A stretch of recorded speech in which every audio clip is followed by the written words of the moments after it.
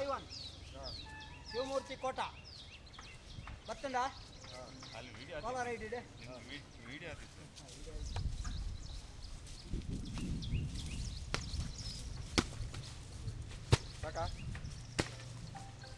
ಬಂತಲ್ಲ ನಿಂದೆ ಅಲ್ಲ ಸಾಕಾ ಜೈ ಜೈ ಸಿದ್ದಣ್ಣ.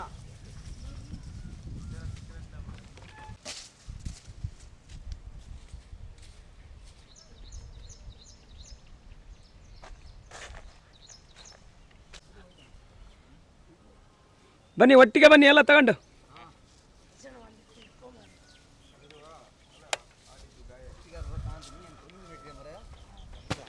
ಹಾಕಿ ಹೋಗಿ ಹೋಗಿ ನೀವೊಂದು ಒಂದು ರೋಡ್ ಮನೆಗೆ ಬರ್ತೀನಿ ಹೇಳಿ ಬಂದು ಕಾಯ್ತಿದ್ದಾರೆ ಮನೆಗೆ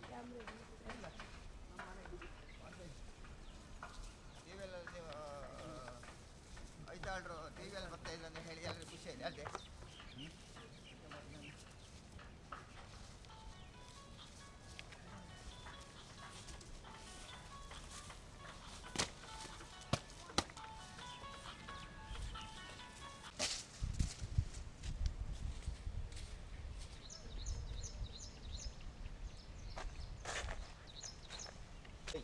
ಜೈ ಜೈ ಸಿದ್ದಣ್ಣ.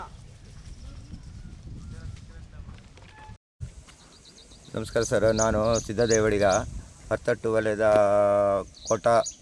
ಕೋಟ ಪಂಚಾಯತಿ ಹೋಬಳಿಯವರು. ಆದರೆ ನಾನು ಪ್ರತಿ ವರ್ಷ ನಮಗೆ ಬೇಸಾಯ ಅಗ್ರಿಕಲ್ಚರ್ ಇದು ಬಿಟ್ಟರೆ ಬೇರೆ ಉದ್ಯೋಗಗಳೇ ನಮ್ಮ ಹತ್ರ ಇಲ್ಲ. ನಾವು ಇದನ್ನೇ ಅವಲಂಬಿಸ್ಕೊಂಡು ನಮ್ಮ ಜೀವನ ಪೂರ್ತಿ ಇದೇ ಆಗಿದೆ.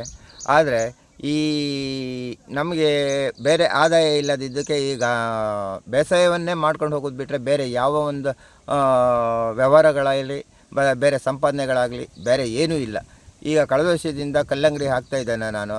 ಆದರೆ ಕಲ್ಲಂಗಡಿ ಬೆಳೆ ಚೆಂದ ಬರ್ತಾಯಿತ್ತು. ಆದರೆ ವಾತಾವರಣ ಇದರಿಂದ ನಮಗೆ ಭಾರಿ ತೊಂದರೆ ಆಗ್ತಾಯಿತ್ತು. ಕಳೆದ ನವಂಬರಲ್ಲಿ ನಟ್ಟಿದೆ. ನವಂಬರಲ್ಲೂ ಕೂಡ ಸಾಧಾರಣ ನನಗೆ ಒಂದು 2.5 ಲಕ್ಷ ಮೇಲೆ ಲಾಸ್ ಆಗಿದೆ. ಈಗ ಮತ್ತೆ ಪುನಃ ಬಂಡವಾಳ ಹೋಯ್ತು ಅಂತೇಳಿ ಹೇಳಿ ಮತ್ತೆ ಪುನಃ ಹಾಕಿದೆ. ಇವಾಗಲೂ ಕೂಡ ಮಳೆಯಿಂದ ನಮಗೆ ಭಾರಿ ಸಮಸ್ಯೆ ಆಗಿಬಿಟ್ಟಿದೆ. ನಾವು ತುಂಬ ಸಿಕ್ಕಾಪಟ್ಟಿ ಒಂದು 8ರಿಂದ 10 ಟನ್ ಭತ್ತ ಬೆಳೀತಾ ಇದ್ದೆ.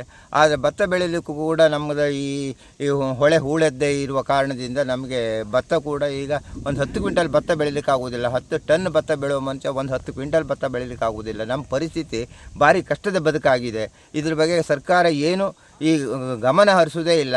ಒಂದು ಈಗ ರಸ್ತೆ ಮೇಲೆ ಬಿದ್ದವನಿಗೂ ಕೂಡ ಒಂದು 10 ಲಕ್ಷ ಸರ್ಕಾರ ಅನುದಾನ ಕೊಡುತ್ತೆ. ಆದರೆ ನಮಗೆ ರೈತನಿಗೆ ಒಂದು 10 ರೂಪಾಯಿ ಅನುದಾನದ ಬಗ್ಗೆ ಗಮನ ಹರಿಸೋದೇ ಇಲ್ಲ ಸರ್ಕಾರ.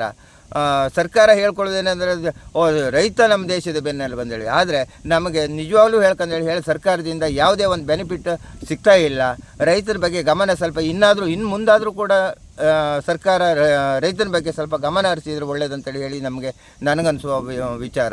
ಮತ್ತು ಮೇಯ್ನಾಗಿ ನಮ್ಮ ಈ ಕೋಟ ಹೋಬಳಿಯಲ್ಲಿ ನಮಗೆ ಈ ಹೊಳೆಯನ್ನು ಒಂದು ಹೂಳೆತ್ತಿ ಅದನ್ನೊಂದು ಹೂಳೆತ್ತಿ ಕ್ಲಿಯರ್ ಮಾಡಿಕೊಟ್ರೆ ನಮಗೆ ಬೇಸಾಯವನ್ನಾದರೂ ಮಾಡ್ಕೊಂಡು ಹೋಗ್ಬೋದು. ತರಕಾರಿ ಹೀಗಾಯಿತು, ಕಲ್ಲಂಗಡಿ ಹಾಕಿದರೆ ಮತ್ತೊಂದು ಥರ ಆಗುತ್ತೆ.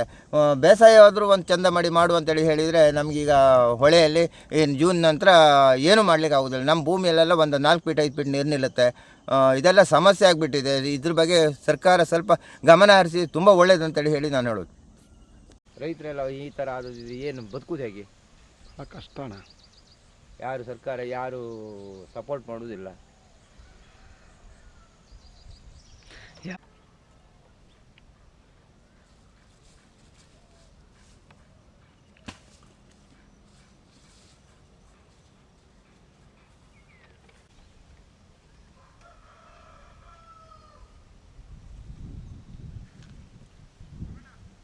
ಬನ್ನಿ.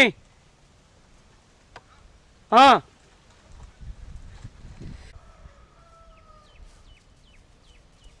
ಇಲ್ಲಿ ಬಿಡಿ ಅಣ್ಣ, ಇಲ್ಲಿ ಬಿಡಿ ಸಾಕು.